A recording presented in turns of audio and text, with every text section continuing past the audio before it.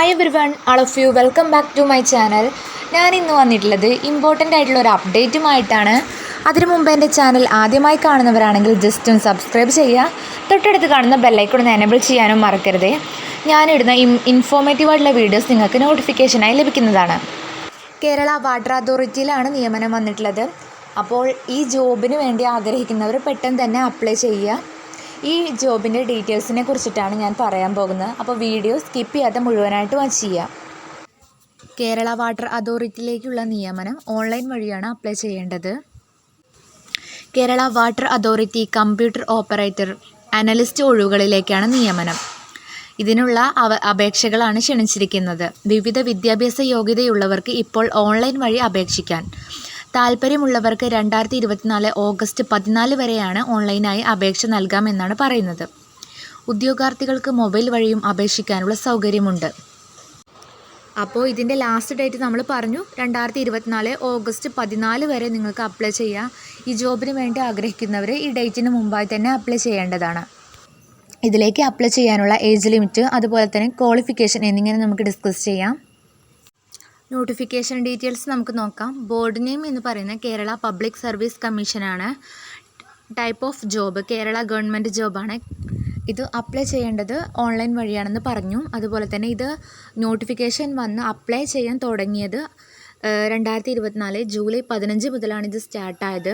ഇതിൻ്റെ last date എന്ന് പറയുന്നത് 2024 ഓഗസ്റ്റ് 14 വരെയാണ്. ഇതിന് മുമ്പായി ഈ ജോബ് ആഗ്രഹിക്കുന്നവർ അപ്ലൈ ചെയ്യേണ്ടതാണ്.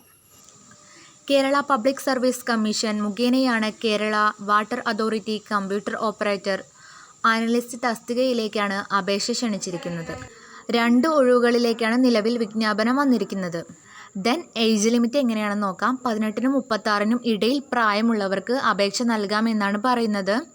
പിന്നോക്ക വിഭാഗക്കാർക്ക് സർക്കാർ അനുവദിച്ചിരിക്കുന്ന വയസ്സിളവ് ലഭിക്കുന്നതാണ്. വയസ്സിളവ് എന്ന് പറയുന്നത് SC/ST വിഭാഗക്കാർക്ക് 1-2 വയസ്സോ കൂടുതലാണെങ്കിലും കുഴപ്പമില്ല എന്നാണ് പറയുന്നത്.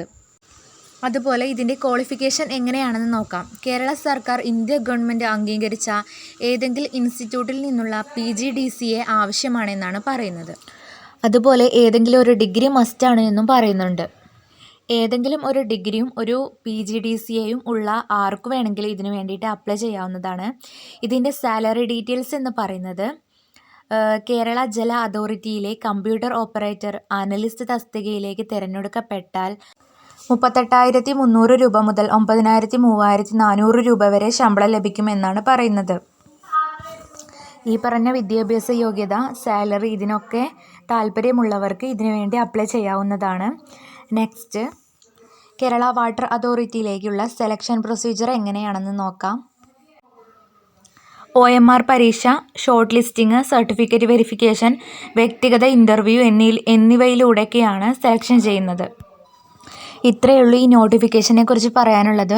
ഈ പറഞ്ഞ യോഗ്യതകളും എല്ലാം ഓക്കെ ആയവർ ഇതിനു വേണ്ടി അപ്ലൈ ചെയ്യാവുന്നതാണ്. ലാസ്റ്റ് ഡേറ്റൊക്കെ നോക്കി എല്ലാവരും പെട്ടെന്ന് തന്നെ അപ്ലൈ ചെയ്യുക. ഇങ്ങനെയുള്ള ഇൻഫോർമേറ്റീവായിട്ടുള്ള വീഡിയോസിന് വേണ്ടിയിട്ട് ചാനൽ ജസ്റ്റ് ഒന്ന് സബ്സ്ക്രൈബ് ചെയ്യുക. താങ്ക്